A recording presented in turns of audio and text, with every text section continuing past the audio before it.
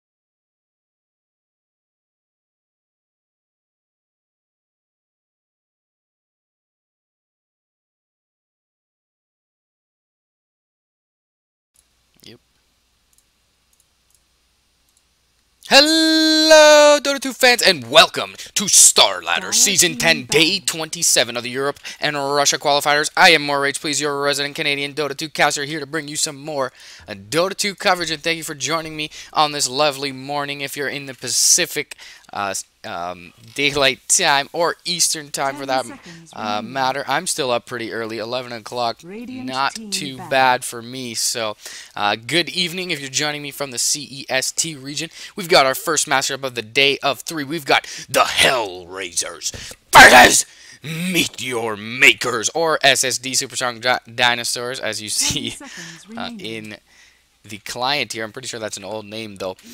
We do have Ace Rise, Honey Arise, and Come With Me playing for MYM on this beautiful Wednesday morning, and as well as the full squad for Hellraisers with a stand-in, Immune. So, couple bands out here. We got DP band out from MYM, as well as the OP-ass Legion Commander, the OP-ass Terrorblade, as well as Batrider going to be banned out from Hellraiser. So a little unorthodox here, but anything is possible in this brand new patch 6.82b that we've got here. So hopefully you guys are loving the changes. I know I am. I feel like Dota is alive again. It has been resurrected when the gold bounties were dropped down to reality here. So we'll see the Void Skywrath picked up immediately from HR. So obviously we know the strengths and weaknesses of this combo, having seen it so many times. Nothing we're not too familiar with from HR here. So we'll see how that is going to be played. We've got the NP out here first from MYM. So see who ends up picking that up, if whether it's an off lane or a safe lane MP. Probably won't see a jungler, so remaining. And mid is even less common, if I'm correct on that. So a couple seconds left. They'll pick up the Bane, so nice defensive support, some good setup, some good lockdown, a little bit tanky compared to other supports early on. So pretty solid 1-2 here from MIM. Nothing that's pretty common here, so we'll see what direction they look to go with. Completely open-ended draft here. HR are a little more honed to one area. They've got for sure a core in the Void, probably in the off lane. That's what we've seen most often in the last few metas. I'm not sure that I can say that there is a meta so far in 6.82. It hasn't quite developed itself or evolved yet. Teams are still looking to play, see what is most effective to play in this meta. We've seen some Medusa.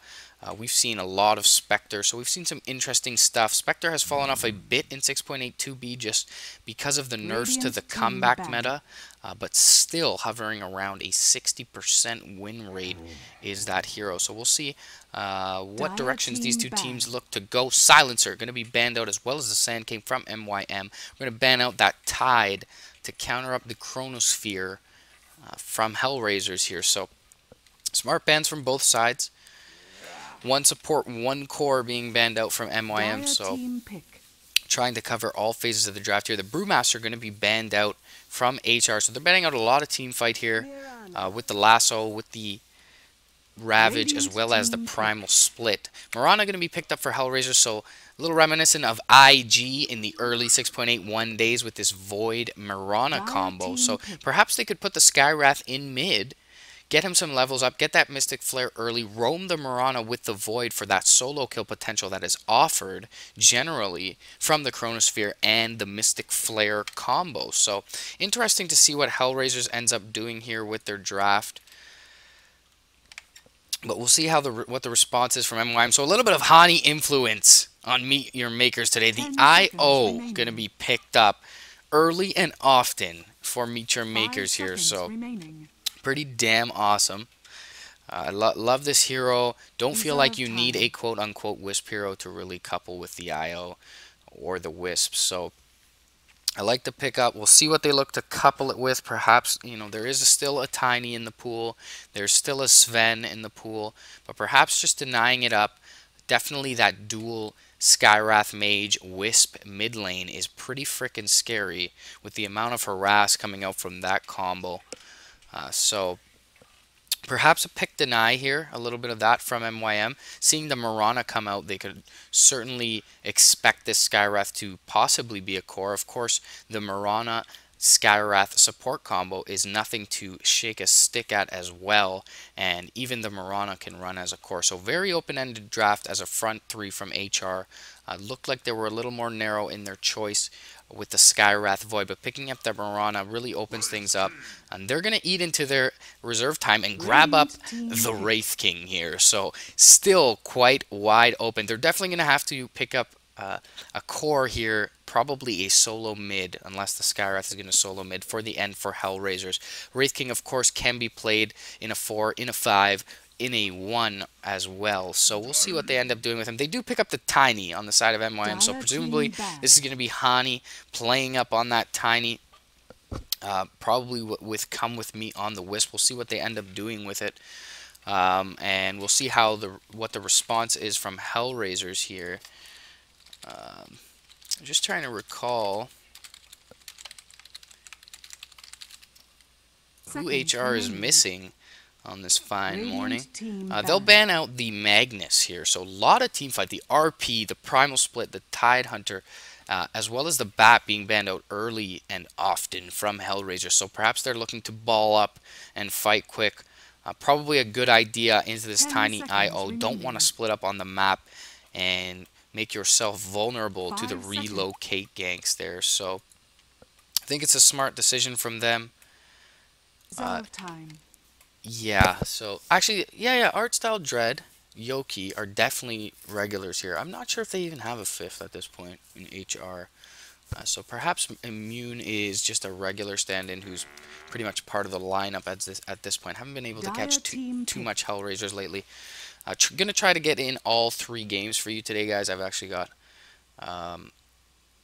my corneal specialist appointment at 3:15 today, so hopefully we get all 3 games in for you. I've got Hellraisers versus MYM, of course, up first, and then I think we're gonna see Virtus Pro versus Compass Gaming. That's the one, and then VPP or NVMI versus 4Anchors or Fnatic. So Fnatic's new lineup anyways with Trixie in it. So Invoker going to be the final pickup after the Razor ban from Hellraiser. So Razor was the mid ban coming out from MYM there. They were right to think of that as the next role to be picked up. Invoker going to be picked up in the mid here. So that's presumably going to be Yoki's Invoker unless the Skywrath goes mid.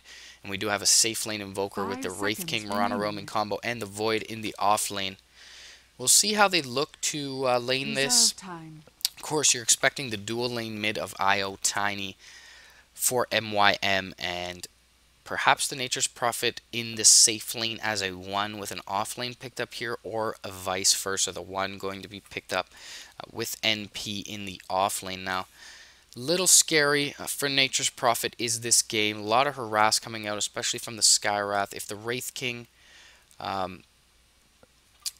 one of the Wraith King or the Mirana is going to be the 1 position with this tri-lane here. It's going to be pretty damn scary for the NP. Not even necessary to level up the arrow per se on the Mirana. With the Wraithfire Blast going to be there, she can just jump in for a Starfall. Of course, there is the Treants to block the arrow out coming from this Mirana. So we'll see what ends up happening here. But I'm going to guess that Dread is going to be playing on the Void as well as Yoki in the mid on the Invoker. Art Style is, from what I've seen recently, the 1 player for HR. He was the 4, but I've seen him play Spectre and quite a few other 1 roles the other day, so perhaps he'll be on that Wraith King. We'll see what he ends up picking up. MYM going to dig deep into their reserve time for this final pick, and they're going to pick up the Nyx Assassin. So definitely a solid offlaner. Give the NP some safety in that safe lane. Yep, Dubas going to pick up the support Mirana as well as Immune picking up the support Skywrath. So it will be a 1 position Wraith King here, as well as Dread in the off lane, as I mentioned, on the Void, and Yoki in the mid. Hani actually picking up the Nyx Assassin here. So Come With Me and Arise will be on the Tiny IO combination. Come With Me on the IO. Arise on the Tiny, and Arise on the Bane, so that will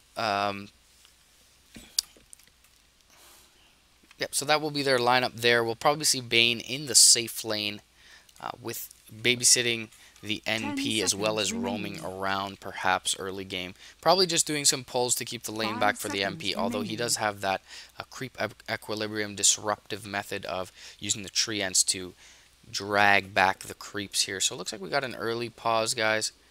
Yeah, so Dread needs a pause. I don't know if that's an actual language, but I definitely understand it.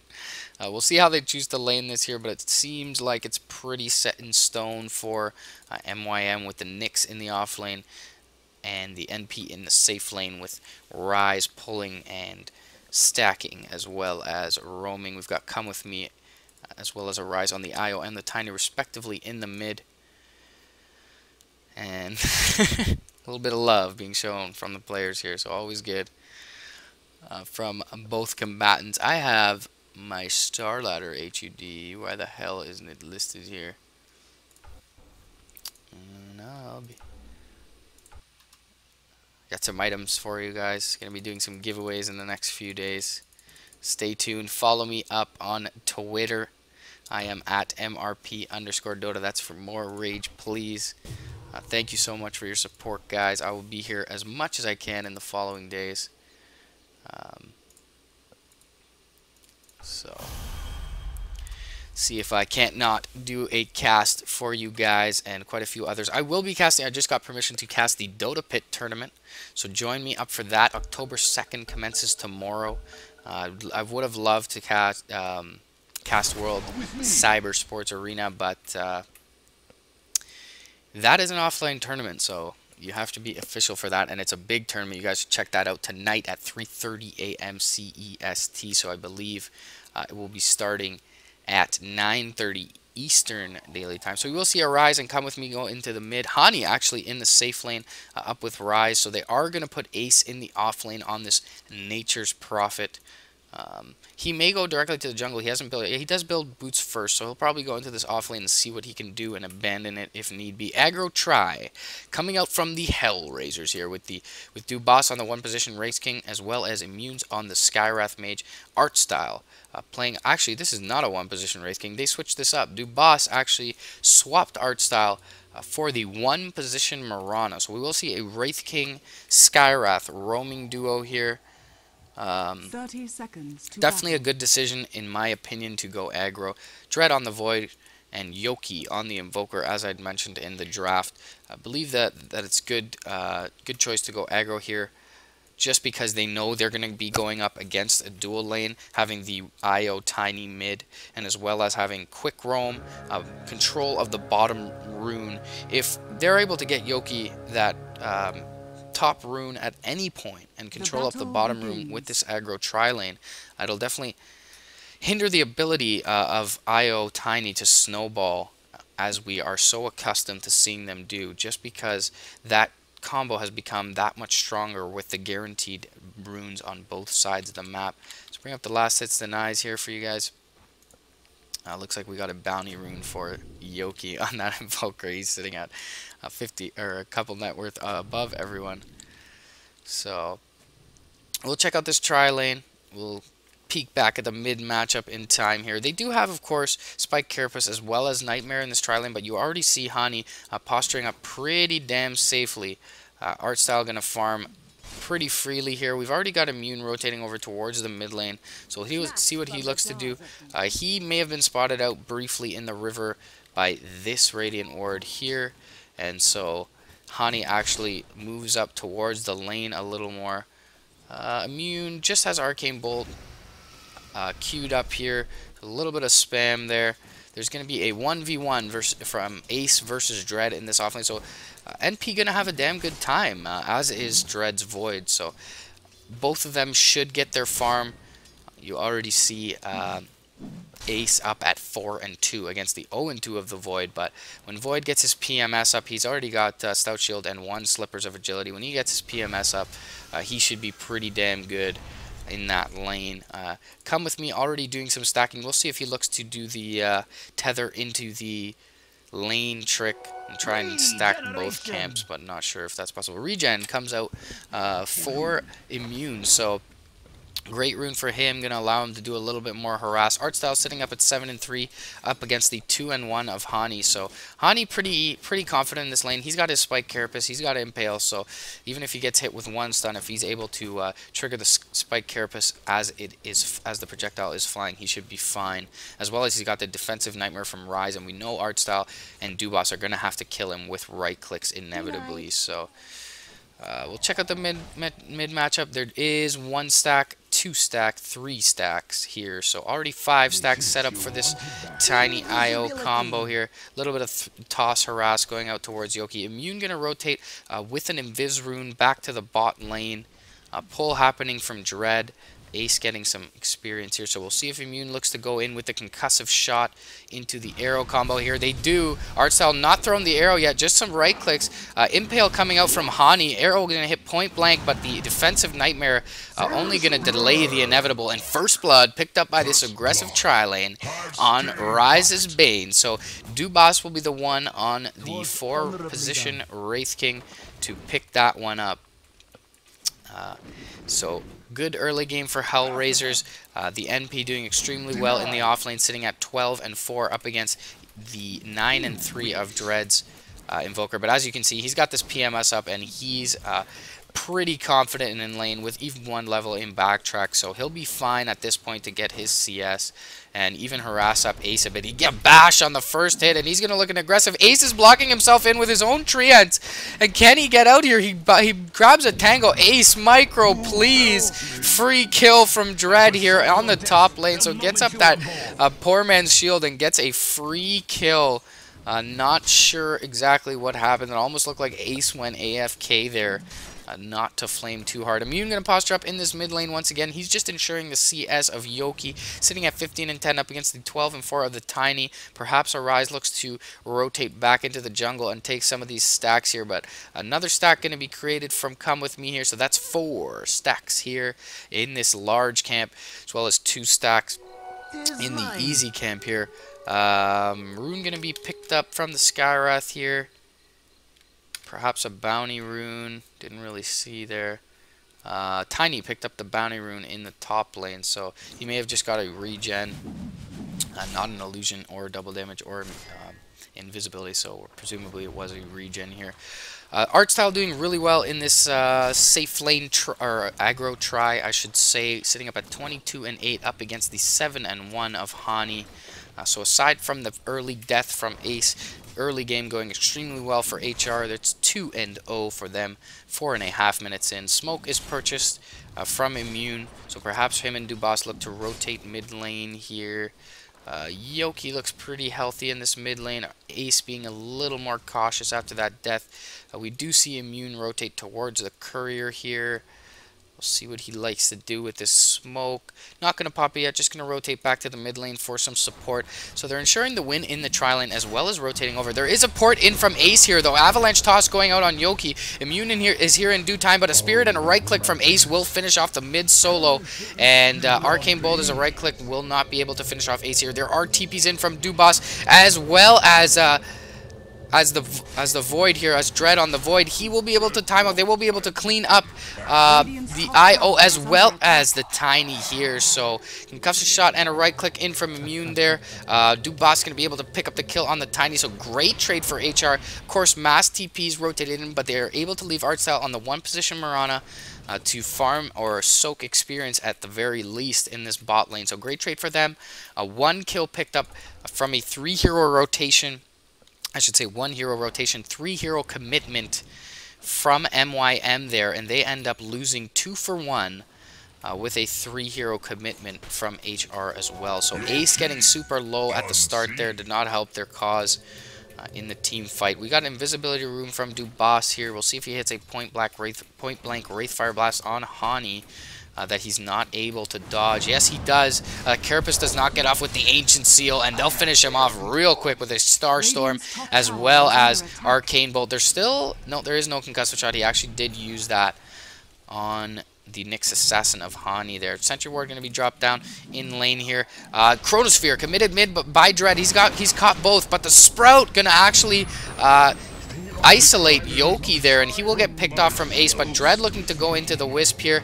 He will tether away to Ace, who is TPing away, but yeah, Time Walk is down. Concussive Shot going to go out, though, and this is going to seal Come With Me's fate. There's no creep wave anywhere near for him to tether to, but he will die to neutrals, so good play by Come With Me there.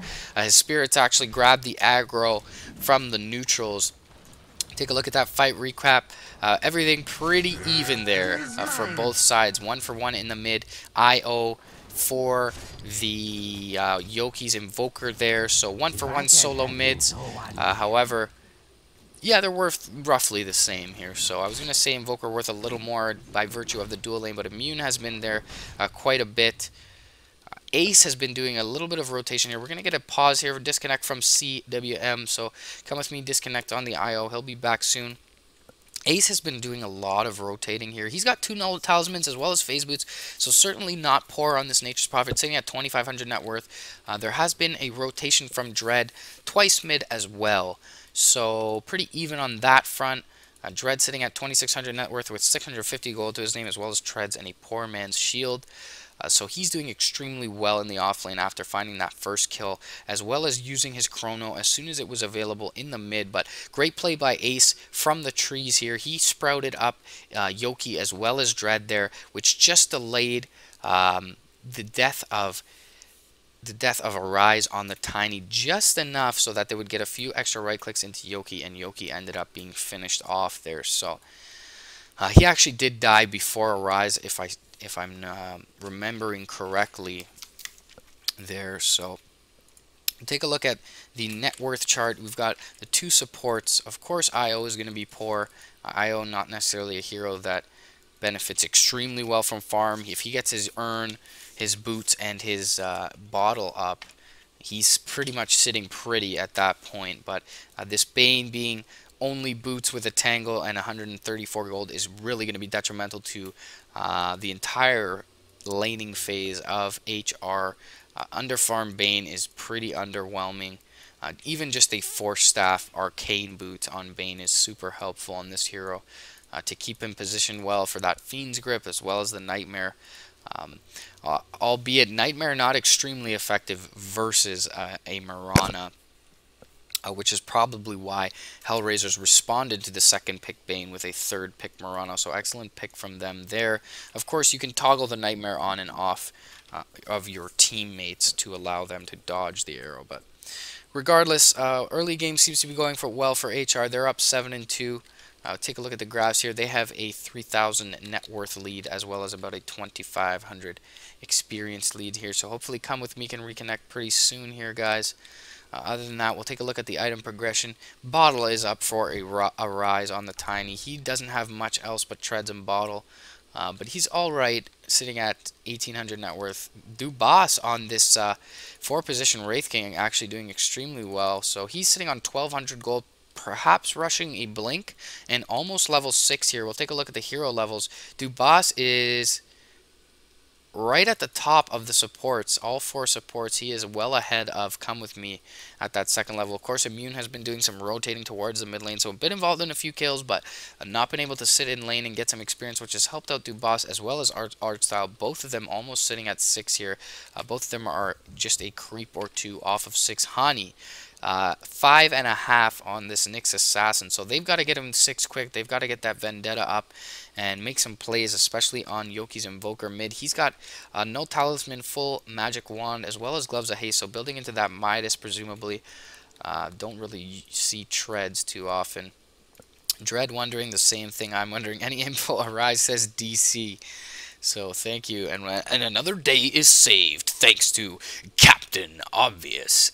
So wondering what the hell happens here for Come With Me. Hopefully he can reconnect into the game. Don't know why the heck I can't get this Starladder HUD up. I'm gonna try quickly, guys. Bear with me, and just reconnect and see if my HUD runs up.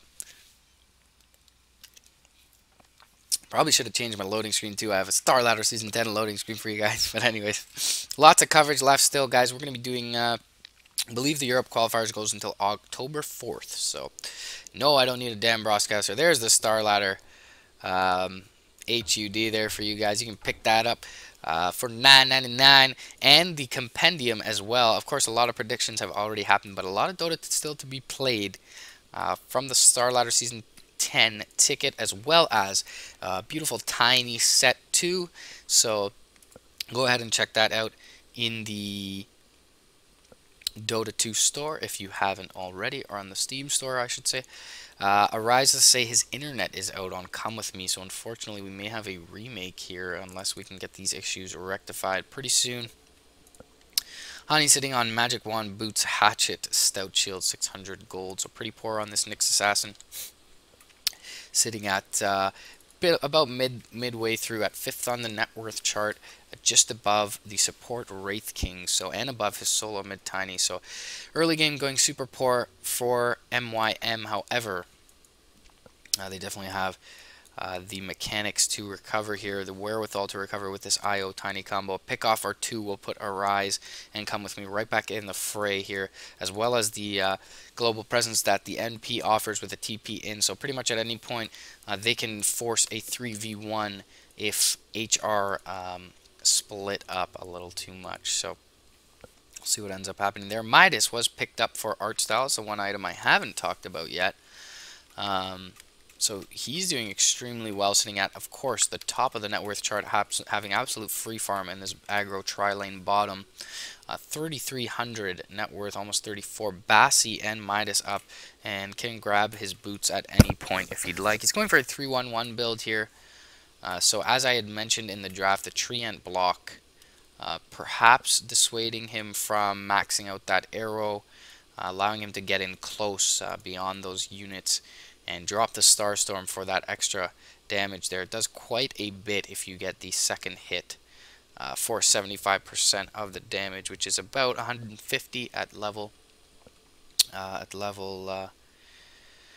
3. So pretty good early game for HR. Looks like you're in a good position if your rares are on them. This actually wasn't up on Dota 2 Lounge, unfortunately. The next 2 games are, though. So next we have Virtus Pro up against Compass Gaming. Definitely going to see VP as the favorite there. Yep, they're 66%, 67% to the 33, so 2/3 to a third from VP to Compass Gaming. And following that, we have VP Polar or NVMI up against Fnatic or 4Anchors.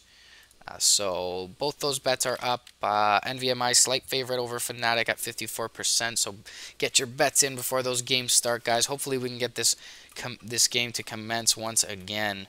The NP is sitting on level 6, so Ace is actually the only bright spot despite giving up that 1 death top for MYM at this point in the game. He does have 2 kills to his name, so both of MYM's kills went his way by virtue of those last right clicks there. So we'll see what ends up happening here. Hopefully we can get this game started again for you guys. While you've got a chance, follow the stream. I am MoreRage. Please, you're a resident Canadian Dota 2 caster. Thank you for your support. And follow me on Twitter at MRP_Dota. I'll be trying to give you as much Dota 2 coverage as I can. Of course, I'm casting from the ticket, guys, so you won't be able to see me in-game, but the stream is always up. We'll be casting Dota Pit tomorrow, as well as for the remainder of everything until the finals, which I usually like to give to the official casters. I will be casting the finals of the Dota 2 Canada Cup, however, because I am your resident Canadian Dota caster, and that is how we do it in the north. So I'm going to have to cast that one for you guys. It just hits really close to home. We've got the 3rd place matchup actually coming up today, 6 hours from now, with Shadows the Past facing off against Complexity Gaming. And the final is, of course, the 2 American juggernauts in that tournament, with Sna going up against Navi US. So Casper wondering what the hell is going on, as am I. Just trying to talk to you guys here. Don't have a co-caster, unfortunately. I'd love to shoot the shit with one, but if you feel that you're capable and qualified, let me know. Throw me a message on Twitter or inbox on Twitch. Of course, both of them are at MRP_Dota. So I am MoreRage, please, your resident Canadian Dota caster. We'll see what the boss wants to go on this Wraith King. He's already got 1,200 gold, perhaps saving for that early blink, as I had mentioned before. would certainly help with the concussive shot into the Blink, Wraith, Fire Blast, Mystic Flare combo there, and even the Sun Strike in for support from this Cross Exort Invoker of Yoki. So he's perhaps not doing as well as they would want him to do for Hellraisers in this early game, but they have committed a lot to shutting Yoki's Invoker down, so certainly worried about him getting some farm. But by virtue of that, this has facilitated the farm of Dread on the Void in the 3, as well as Artstyle's 1 position Marana, who is extremely farmed at this point in the game. And so that's helped out Hellraisers as opposed to hurt them, I believe, at this point. And Invoker, of course, going for that Midas, does have a good comeback mechanism in the works. He's still quite a ways away, sitting at about 1,400 gold away from that Midas recipe. Is there anything on the Courier at this point? There is not. Just some wards and clarity for Immune in the mid lane. He's playing the hard 5 on this Skywrath. As you can see, Dubas saving his gold on the Wraith King. And perhaps that was an on-the-fly decision after being involved in 3 kills and getting 2 of them for Dubas's Wraith King. They would certainly decide that he was the one with the farm, but you did see Immune rotating between the mid and bottom lane, so he was probably assumed the 5 role from the beginning. So a little bit of stuff I don't understand going on in chat. He said he doesn't know what's happening.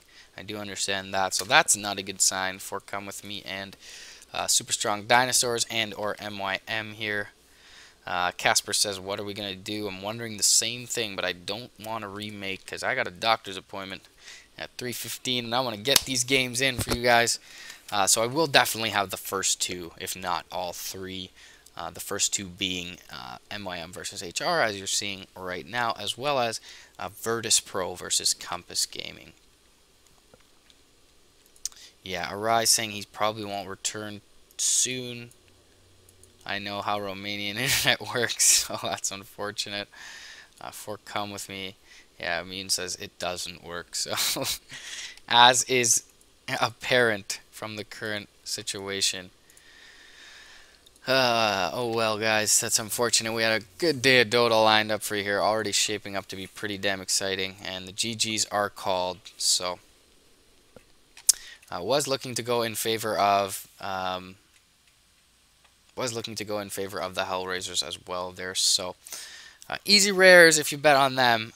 Good early game from them. Unfortunately, we didn't get to see it develop here, guys. So Flame, come with me on Twitter or Reddit. Unfortunate, though, that he has really no control over these issues. So I will certainly be back for the next game, guys. It is scheduled for 12 Eastern. So that is 20 minutes from now. However, they may start it sooner than that, and if they do, I will certainly be here for the beginning of it. Other than that, I'm going to grab a bite to eat. I'm not sure why the admins haven't unpaused / destroyed the ancient here, but I'm just going to wait for that, because that's going to be my official sign here. Rise hasn't left the game, so perhaps holding on to dear hopes for MYM here.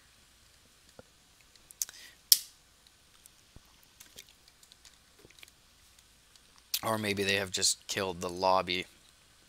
Not 100% sure, but that doesn't really make sense, or I wouldn't be here at this point. So next game is VP up against Compass Gaming, guys. So join me for that. It's supposed to be 34 minutes from now is the schedule, but hopefully it will be played a little bit sooner. I'm not sure that the admins are present for this game, as things are still underway here in the lobby, but the lobby's actually not showing up on Starladder here. So thanks again for joining me, guys. Please be back soon. I know I will for the next game. We've got Starladder Season 10, day 27 of the Europe-Russia qualifiers here. As you can see here in my bracket, a lot of implications today. The last game wasn't actually posted, so MYM is now 3-8 with Hellraisers at 4-8, but they're both mathematically eliminated with having to have at least 5 wins or better. There are 15 games total to be played. Of course, it's a round robin with 16 teams. So, as you can see, if Fnatic manages to win the remainder of their games, which is 3 more games, if they win all 3 of those games, they have a chance to make it through, depending on how Alliance does in their final game. So whether they go 10-5 or 9-6 is pretty crucial for them. If we take a look at the cross table here, Fnatic and Alliance have played, and Alliance won, so they will win the tiebreaker. So unless Alliance loses or Na'Vi loses their next 2 matches, Fnatic's hopes are pretty much in their hands. Fnatic did lose to Na'Vi as well, so they need at least one of these 9-win teams, either Secret, Na'Vi, or Alliance, to lose one of their remaining games and stay at 9 wins for Fnatic to get through there. Fnatic was not able to defeat Secret team either, so yep, they need one of those 9 wins teams to remain at 9 wins. Yeah, they haven't faced Tinker though, actually. So if Tinker manages to lose their remaining 3 games, which are against Virtus Pro, Team Secret, and Fnatic, which are very losable, if you ask me, being best of ones, it's actually possible that Fnatic makes it through over Team Tinker and Team Tinker drops out of the top 4. Of course, this is presuming that all 3 of Secret, Na'Vi, and Alliance get at least 10 wins in that fashion, and then the tiebreaker between them would be evaluated. But for Fnatic, who is coming up on the 3rd match of today, if they are able to beat Team Tinker and Team Tinker loses all 3 of their remaining matches, they will beat them out for, at the very least, 4th place. So a lot of implications in these last few days, guys. Today we've got HR versus MYM, as you just saw. HR taking that in pretty convincing fashion, making Come With Me Rage Quit Kappa. And then we've got VP versus Compass Gaming, and Fnatic versus NVMI, or VP Polar. Tomorrow we've got quite a few matches, with Empire facing off against Team Secret, HR versus Power Rangers, VP versus MYM, Meet Your Makers versus Album Sheet, and then Secret versus NVMI once again. And this will continue all the way through to October 7th, guys, as long as there are still implications with the games there and things aren't locked up. But Na'Vi has 2 games on October 7th on the last day, and I'm sure those will be certainly significant games in terms of playoff positioning there. So I'll be back soon, guys. There's a little bit of the playoff bracket for you guys. I'll throw that back up.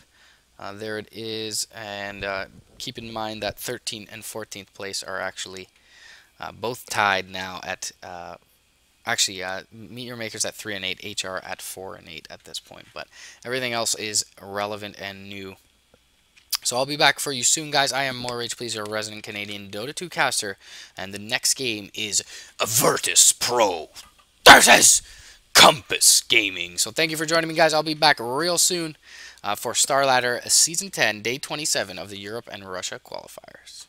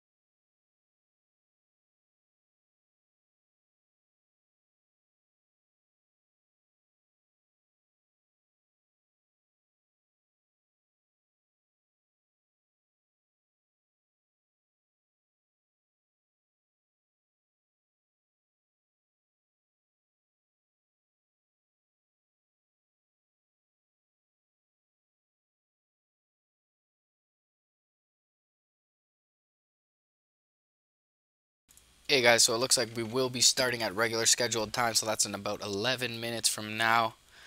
Thanks for being patient. We'll be back soon with the game that is Virtus Pro. Virtus Compass Gaming. So thanks for tuning in, guys. I'll be back shortly.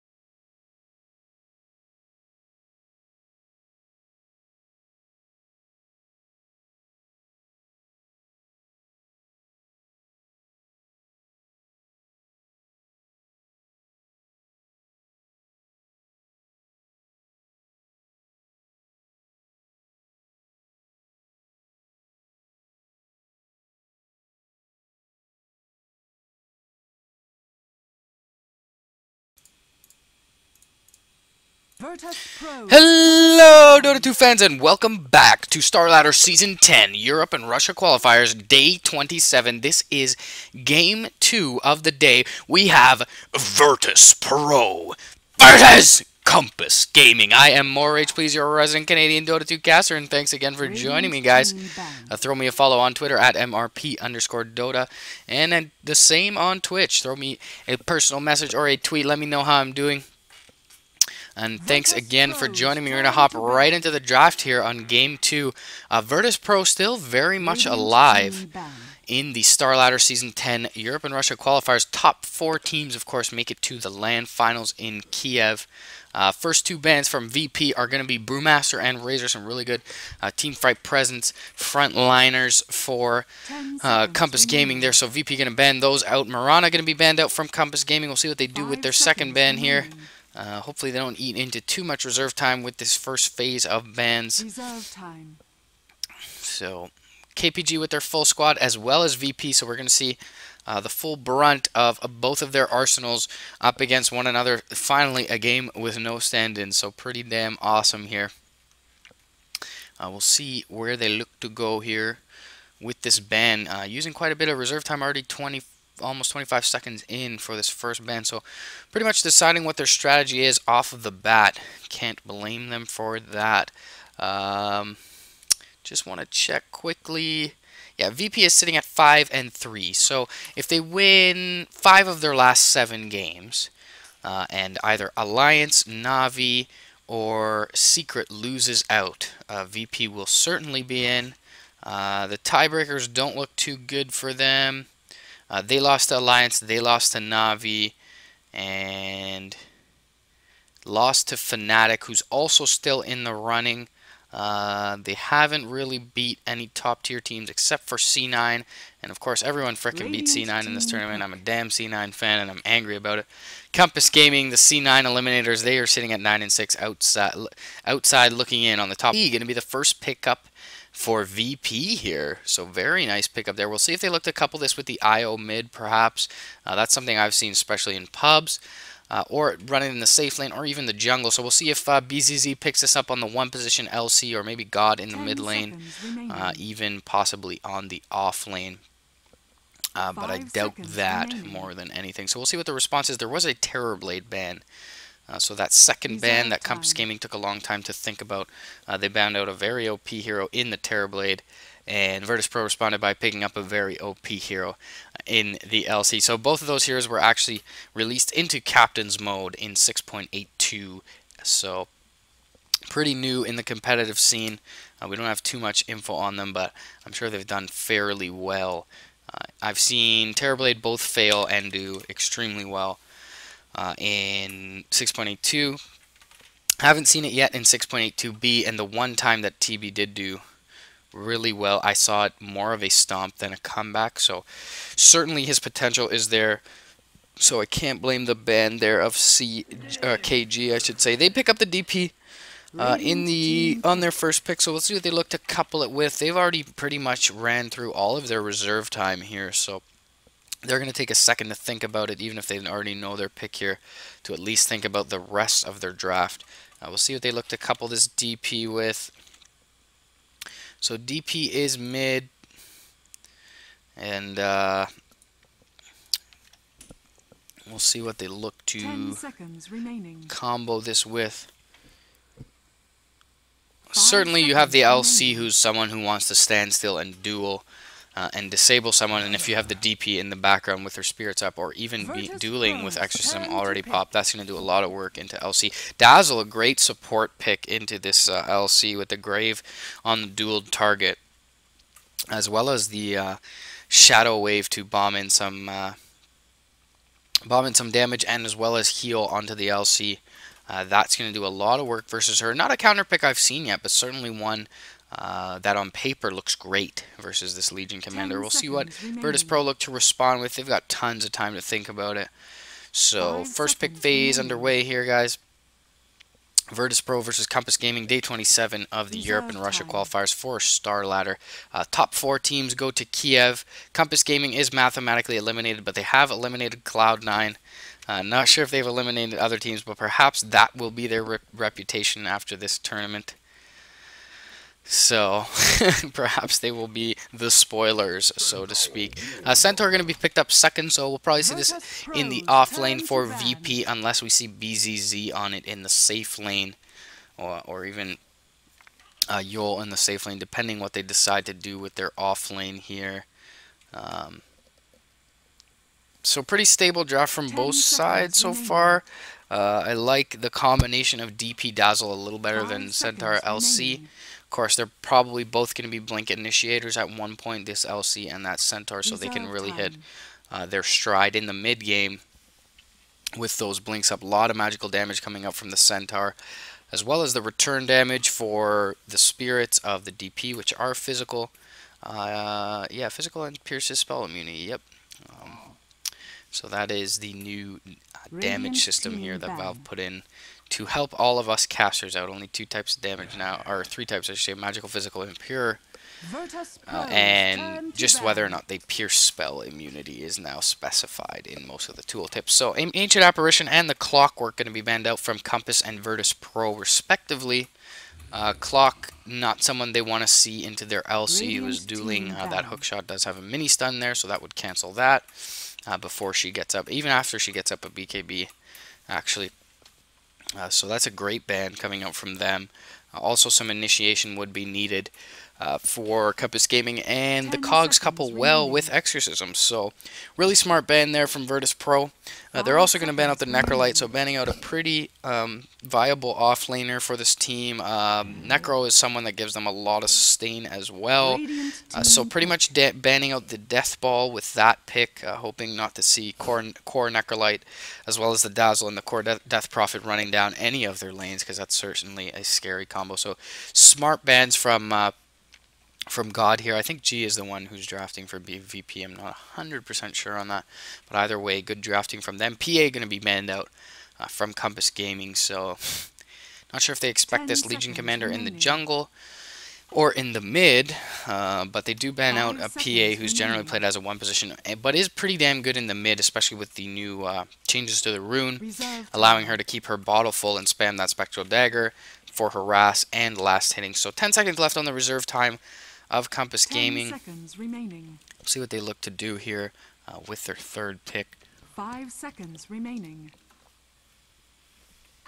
And they pick up the Ogre, so really tanky support. A lot of regen now in this new meta. I mean, can be envisioned as an offlaner, but probably isn't. Definitely a good support to couple with the Dazzle. A little bit of burst and disable that they didn't have aside from Shadow Wave. So ES though going to be picked up by VP. So generally see Jotum on this ES, if not her Mirana, which was first phase banned out by Compass Gaming, his Mirana I should say. And so that'll be something to keep help Virtus Pro keep their distance, as well as initiate from range with that Fissure into perhaps a Blink or Stampede from either LC or the Centaur Roar Runner. Echo Slam is always effective, but not particularly effective. And we do see a Dusa out from Compass Gaming, so this is something we've seen pretty often in the last few days, especially from, I want to say, Virtus Pro Polar. I want to say VPP. I feel like it was a Russian team, if not them. It might have even been VP themselves. But something I've seen quite a bit of to great success, really. Teams have been hard-pressed to deal with this Dusa, very tanky. Of course, she has the split shot, take up multiple targets, and if she does have an orb effect like Scotty, that's a pretty damn good ability at that point. Stone Form definitely going to help out versus Duel, as well as the Stampede. I think Stone Form even works versus Huskar's ult, so if it works versus that, it must work versus Stampede. Skywrath Mage going to be picked up by VP, so very good support combo, very solid support combo with the ES Skywrath Mage there. A lot of disable, silence, of course, from the Ancient Seal, as well as tons of burst with the 2 ultimates there, Echo Slam and Mystic Flare. So Puck going to be banned out. From Compass Gaming. It's pretty set in stone that we'll see a mid come out from VP here, unless they do core Skywrath. And if there was a team to do it, I wouldn't put it past VP, but at 10 the same seconds time, remaining. it will probably be a mid, most likely. 5 So Puck, a seconds good ban, remaining. a little bit of control. Definitely the silence would help out, and the burst to kill off this Reserve Dazzle time. before he could be effective in the team fights. So I said G earlier. I'm gonna correct myself. It must be Jotum drafting here. So I think well done by him so far. We'll see what he looks to do with this last ban here. Of course, the Medusa, a bit of a curveball coming out from Compass Gaming. So we'll see what they're able to do with it. They will ban out the offlane Radiant Void. team pick. So expecting a one position Medusa is pretty understandable, very feasible there. DP in the mid, of course. So offlaner expected to come out here from Compass Gaming unless they choose to run Ogre in the offlane, which is pretty much a theory craft at this point. Nothing we've seen in reality. So we'll see what Compass Gaming look to do. They only have 2 seconds of reserve time, so this pick is going to come out pretty damn soon for their offlaner here. 10 seconds remaining. And we'll see what they end up doing with that. Goric generally 5 playing in the seconds off lane remaining. as far as I know for Compass Gaming. And he does pick up the Troll, so Virtus Pros turn to pick. perhaps that was not the offlaner there. Perhaps they do run him ranged in the offlane, but they could run Deuce on the offlane. I've seen it. Of course, Ogre is another possibility, but if Ogre was the case, then Troll would be relegated to a support role, which is poop, if I have to say so. But he could max his nuke, his W, as well as providing the Berserker's Rage for the rest 10 of the team. seconds But I've remaining. never really seen Troll Warlord as a support, and in that case, not 5 sure that I would see it seconds run remaining. with relative success. So I feel like OD is a possible pickup Reserve here for time. VP. Troll Warlord has the lowest base intelligence and intelligence gain in the game, so OD is really good up against the Troll. It's also nice to have the defensive Astral Imprisonment for someone with or being targeted by the Exorcism, as well as to Astral Imprison the Dusa when she pops her ult. I feel like God is certainly well suited to OD. I feel like we haven't seen enough of a resurgence of OD since the new patch and his buffs there to Essence Aura early on, which is generally maxed in anyways, so perhaps it's just a value point at level 3 as 10 opposed to seconds maxing remaining. it all the way to level 4 and getting the 1 point up in Arcane Orb. So not a huge 5 buff there, but I seconds feel like the remaining. meta in itself helps out the OD. They will pick up Clinks here, so probably a mid Clinks. Yep, you will see Jotum on the Earthshaker, Yol on the Scarith, Sedoy on the offlane Centaur. BZZ going to pick up the Clink, so it looks like we will have God in the mid on the LC. And Goric going to pick up the Troll here. So perhaps we do see an offlaner on the Troll. The one position, of course, picked up by Artez on the Dusa. Goddamn and PSM on the Ogre and the Dazzle, respectively. And I'm not sure if this is Jet, but a Phoning Jet on the Death Prophet middle. So we'll see if they swap those up, but as it stands, offlane Troll Warlord. So we'll see what they look to lane here. Hopefully I'm 10 not lagging and seconds they actually remaining. are just waiting to pick this up, and Compass Gaming is discussing amongst 5 themselves. seconds remaining. There is 5 seconds until the beginning of the match, so yep. There is a pause here, so perhaps we do have an AFK from Goric.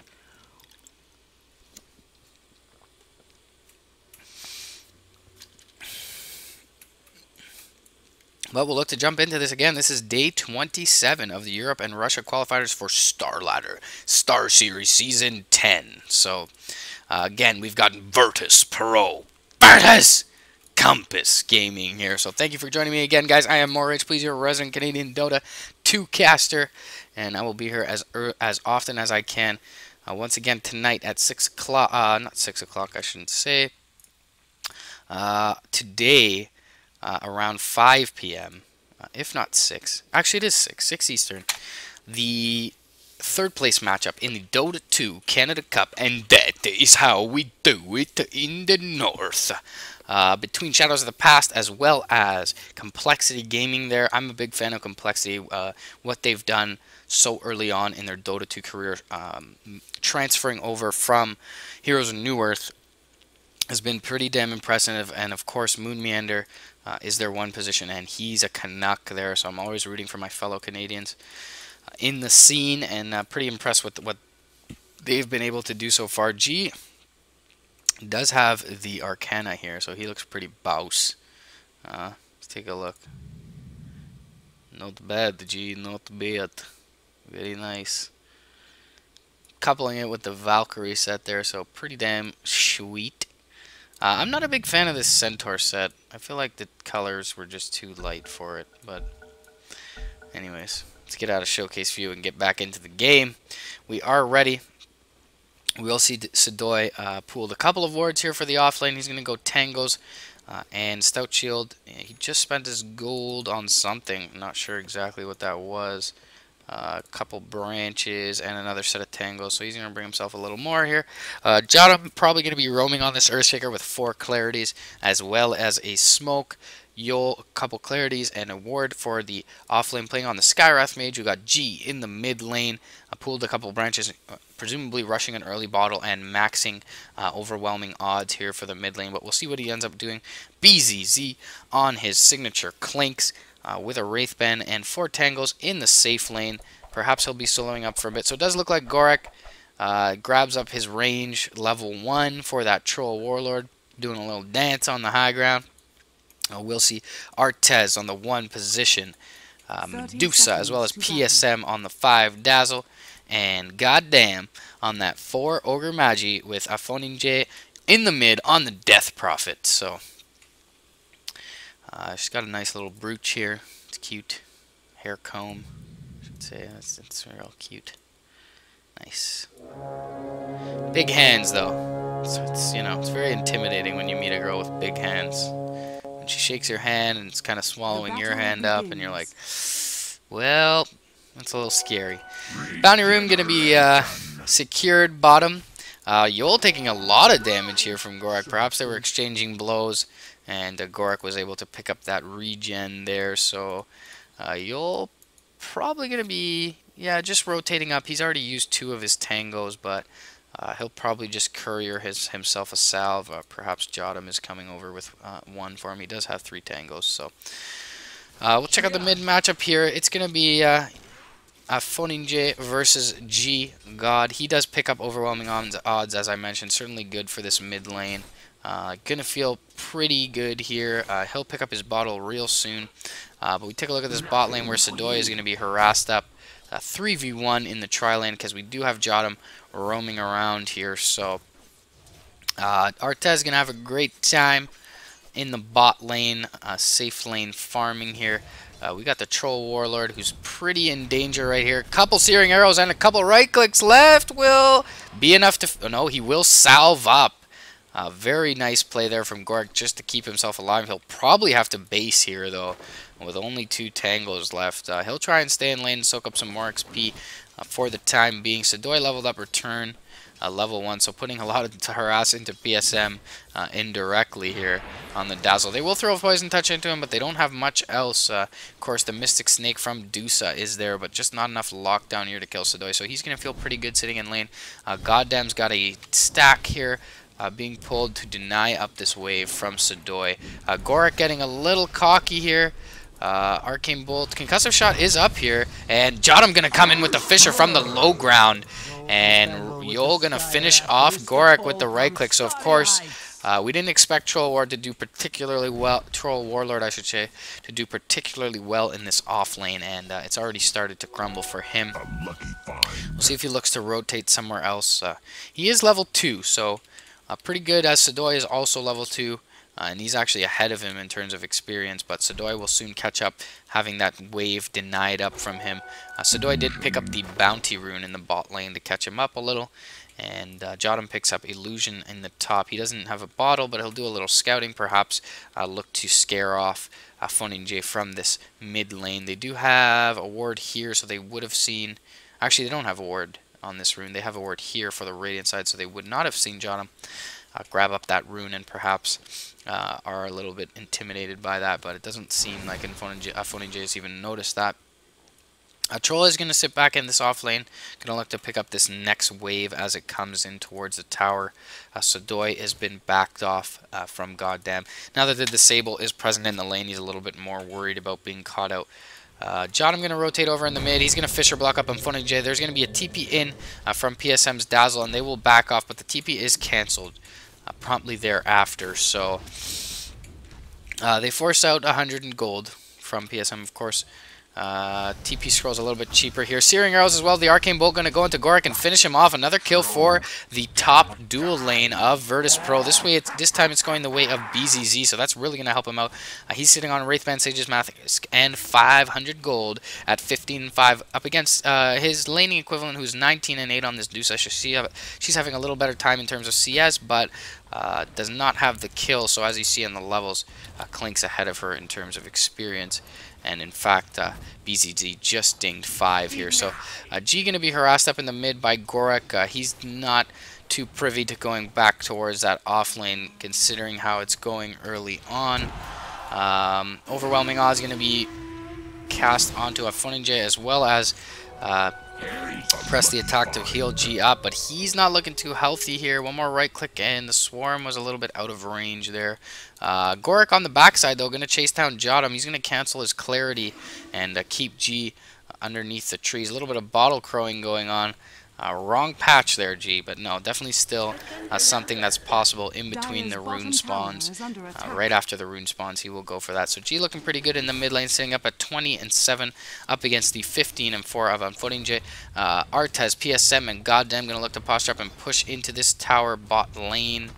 Goddamn going to try and walk his way through the trees. He's unseen here, and he won't find Sadoy, who's actually postured up very safely behind the tree line there, and he will still look to sap experience here and be successful in doing so. But they will put a lot of punishment into the tower. There's no glyph currently for the side of Virtus Pro. Mystic Snake will go through, harass or nuke down the wave. Fisher as well as Overwhelming Odds went in mid onto Funny J, but she's going to bring in the bottle crowing as well. So a little bit reminiscent of the last patch here. They'll look to posture up bot lane once again. G going to get his bottle back as well. No glyph here, so free tier 1 comes early the way of Compass Gaming here in the bot lane. So despite not getting any kills in their off lane, they do get a tower early, and this is really going to hinder the farm ability of Sadoy here. He is almost level 5 though, so at least if for nothing else, Stampede will help him get into the battle, as his blink will be delayed pretty heavily here. Definitely won't be a hasty blink, out of Sadoy. They're going on mid. Duel is committed on a Funny J with the Fisher to initiate, and that's I was gonna say free damage for G, but he actually just ends up killing him right after the duel, so a little unfortunate for him there. Jottam was not able to get within range for a right click, but they do get a 1-0. The solo mid of Compass Gaming going down, so that's really gonna hurt their lineup, as a lot of this is centered around the DP mid game until they can force late game with this Dusa, and I'm sure late game not something VP necessarily looking to go into. Klink's LC is a pretty strong core combination for them, but into a Dusa, nothing is very strong, let's be honest. Goddamn gonna rotate over towards the mid. He's gonna drop a sentry down so that no invisibility runes can be used to gank up Phoning J, and there's no high ground ward, at least on this side. Fire Blast going to go into G here, as well as a Crypt Swarm, but he's a little bit tanky. He's going to press the attack. Fisher Block going to go into Goddamn, just to deter their aggression for the moment.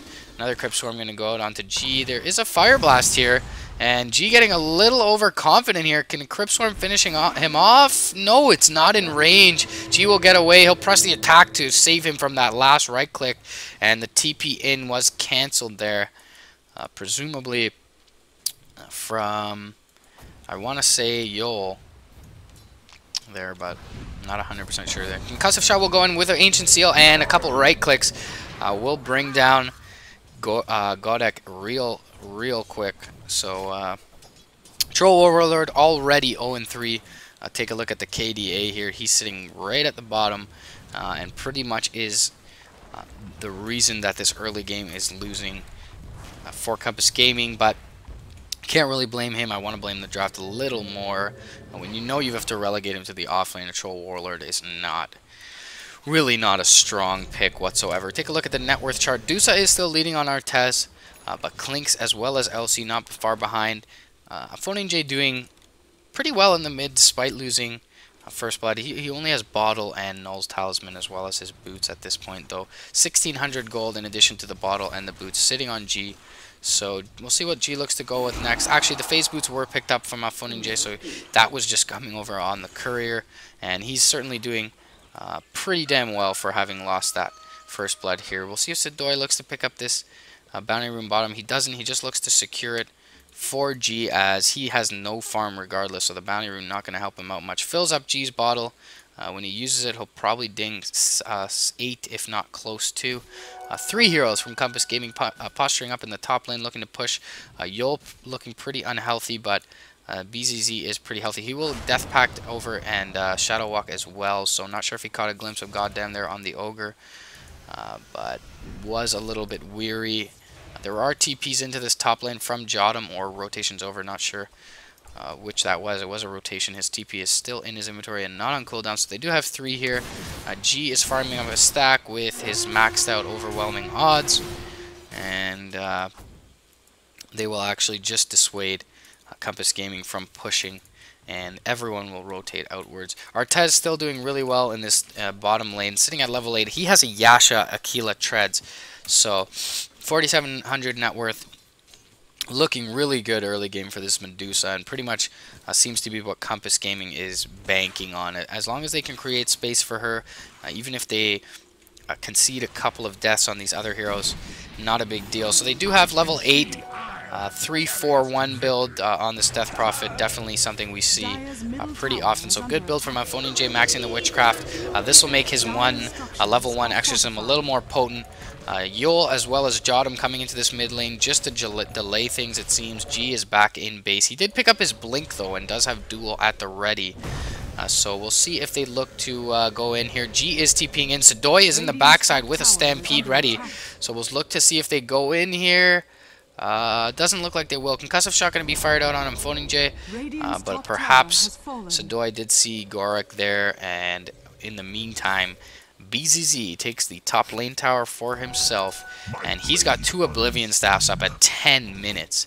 So this is going to be a crazy quick 13-14 minute Orchid. 3-man smoke here with Duel and Fisher up. The Blink is up as well for G. Unfortunately, they miss out on seeing SPM there, but they will grab the Duel and the Mystic Flare on Artez, and that's the perfect target to find for them in this early game here.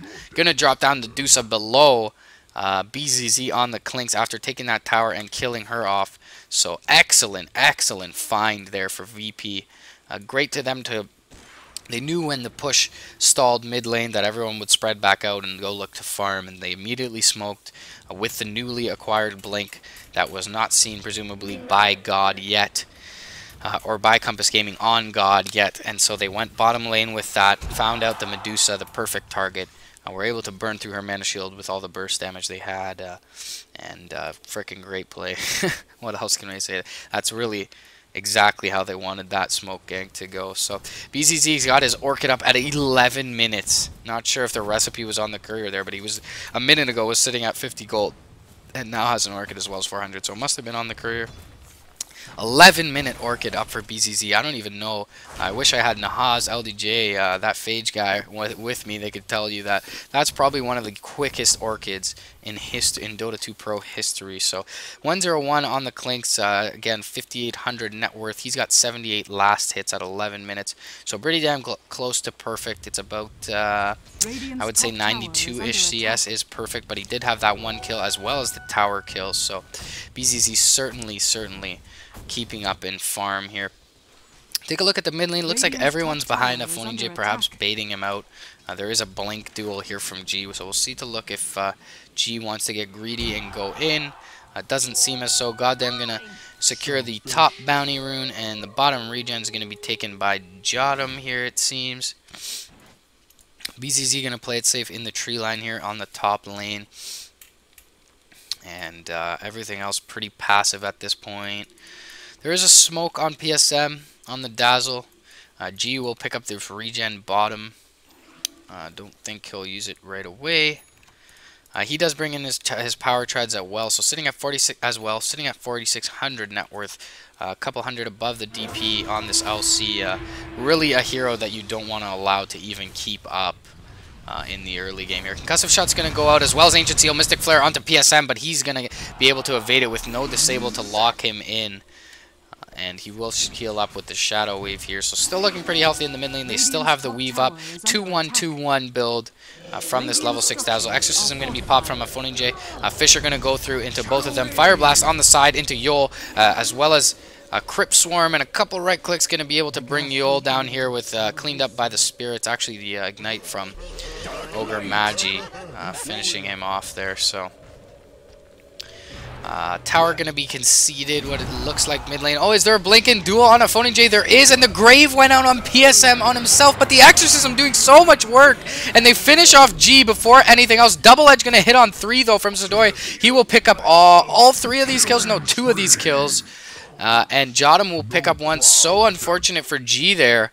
Just battling, like I said in the draft, you don't want to stand still, especially directly in front of a Death Prophet there, and the Grave being cast on PSM instead of a Phoning J on that DP is going to clean up. Orchid here from BZZ. We'll see if he looks to stray. If he does, he will finish off Goddamn with relative ease. If he doesn't, the Orchid damage will actually, the Magic Stick keeping him up, and the Orchid damage not able to finish him off, so unfortunate no solo kill there, but Yol is here with a Mystic Flare as well as a Concussive Shot. He'll place down an aggressive lane ward, and BZZ, if he doesn't get hit by these axes, which he doesn't, will find the Troll here. He doesn't have Strafe up, however, so he will look to wait for G to jump in and duel, and they will find a free kill here. Press the attack, overwhelming odds, duel, some Searing Arrows here. Oh, but the Grave cast by PSM, and the Medusa comes in, and they're going to kill off G as she pops her ult there. So great play by everyone to rotate back in. PSM there in due time. So Medusa using the Stone Gaze to finish off pretty high priority target in G on the LC there. In the meantime, Sodoi has been farming up and does have his Blink. So space created there for Sodoi. We'll take a look at the item progression for KPG. They don't have much in the way of farm for anyone. Yule's is somewhat on the way here. Recipe Sage's Mask up here, so still needs the Staff of Wizardry. Does a Phoning J on this Death Prophet. She's got 224 gold, so still 800 or 700 gold at this point away from the Yule's. So that's not bad at 15 minutes. It's not great, but certainly not terrible. They knocked down G to 4,600 net worth and only level 9 at this point. So sitting pretty low relative to the rest of the cores in the game. The rest of the cores, except for Gorak, who was shut down early, are above her at levels 9 and 10. Jotum going to look to deter this push top lane. Just with a Fizzer, but Berserker's Rage pop. Glyph is going to pop during Berserker's Rage, so nice use there of the fortification. Bottom tower will go down to BZZ in the mid time, but they will trade safe lane T1s. Fisher into 3 from Jotum, just going to secure his own life there, and they're going to rotate over towards the mid. They've got Sodoi here with a Blink. Will they go in on PSM? TP's in here, jump in, stomp, Concussive Shot, Mystic Flares, not there. But they don't need it. Overwhelming odds going to finish him off. A duel in on him, Phoning J. The BZZ will go down in the background, and the haste rune from a Phoning J will keep him up. G will drop in the meantime as well. So 2 for 1 in the mid lane. A support Dazzle for 2 cores of VP. Sodoi going to look to TP out. No Yules up yet on a Phoning J, unfortunately. And actually is probably coming out. It is coming out right now. So a little bit of unfortunate timing there, but they don't get the tower mid, so great TPs there. PSM, good play to move into the trees, make VP overextend. BZZ was sitting right here underneath the tower and got blown up pretty quickly with his Death Pact online, unfortunately. So he would have been able to grab up a creep if one came in time, but it didn't seem like one did, and he went down pretty damn quickly. I guess they had the Orchid on the Dazzle, so they didn't feel like committing the Mystic Flare was necessary there. Unless the animation lagged, and I didn't see it. It did look like we had a little lag there. Overwhelming odds came in a bit late, so perhaps the overlap of overwhelming odds and Mystic Flare screwed up the animation there, but Ammunition, yeah. The Ammo Nation. That's like from Grand Theft Auto or something. Solo kill here, potential for BZZ, but he does see the Dusa here. He still will go for it. Will Stone Gaze be used? It's actually on cooldown for Artez. He won't be able to clean up the PSM, but the Orchid damage will. And he'll put some harass into the Dusa of Artez as well, who no longer has any mana even for the use of the Mystic Snake. So good job there by BZZ. He's going to sit in the bot lane pretty confident though. And without a ward, we'll have some game sense and back out with Shadow Walk here. Dust is going to be popped, but it's not going to latch onto BZZ there. So unfortunate for Goddamn, who was in the top half of the trees as opposed to the bottom half. TP's out from a Phoning J as well as Goddamn towards the mid lane. It looks like Sudoi was posturing up to go on them with a Stampede, but a nice Fissure block from Jotum will sound the retreat for Virtus Pro here. So G rotating around towards the rune. We'll pick up the bounty rune, fill up his bottle. Jotum's going to be chased here. He's going to get hit with the axes from Gorek, as well as a Crypt Swarm and the Ignite and the Whirling Axes. Echo Slime going to be committed. It only hits one, and it's very underwhelming here from Jotum, but just a waning blow as he dies. Jump in duel onto Phoning J, and they'll bring him, or sorry, I should say the Dazzle. They'll bring him down quick, but this Exorcism doing so much work. Gorek able to finish off Sudoi in the back lines, and G and BZZ forced back. They're chasing Yul out with this quick Death Prophet on the side with her Phase Boot. She'll be able to use him up if she can't get close, and she does do that. Crypt Swarm as well as the Exorcism going to be able to finish off Yul here on the back. So great fight there. 2 for 3 for KPG, losing the Dazzle and the Medusa, but picking up Yol as well as Centaur and Jotum. So actually fairly even, I would say, being that Medusa was lost and the offlaner as well as 2 supports were lost for VP. And Sudoi already has his blink up, so not a huge loss for them there. As you see, BZZ being the big benefit of everything that's happened recently on the map, sitting at 9,000 net worth, 1,000 ahead of Artez, who just died on this Medusa. And he's going to find Artez at the side shop here. There is vision for